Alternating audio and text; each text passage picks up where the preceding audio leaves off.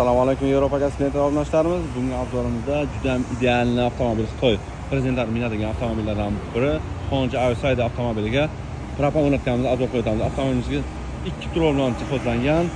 Avtomobilimizga Yevropa gaz brendi bilan sinovga qo'yganmiz va zapchastlarimizni ko'rsatamiz.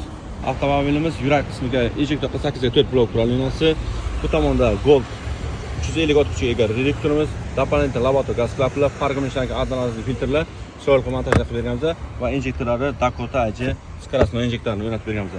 Avtomobilimizni 90 ga sistemasidan ishlatganmiz. Bir salonga baho beringlar. Mazza qiladigan joydan. Balon hajmini avtomobilimizga 65 litrli silindr balon o'rnatib berganmiz va ustanovkamizga balon o'rnatishlarga ham e'tibor berasizlar. O'zini polgar hammasi o'z joyiga turibdi. Vet kameralar bilan o'rnatib berganmiz. Vet kamera degani bu utechka bo'lsa, mana GoPro'dan tashqariga chiqib ketadi. Avtomobilimizni ustanovkasini bahosini gazni ustanovkasini narxini ko'pchilik aytib o'tmaysizlar dedi. Ustanovkamizning narxini $1050 ga ustanovka qilib berganmiz 2 yillik kafolati bilan.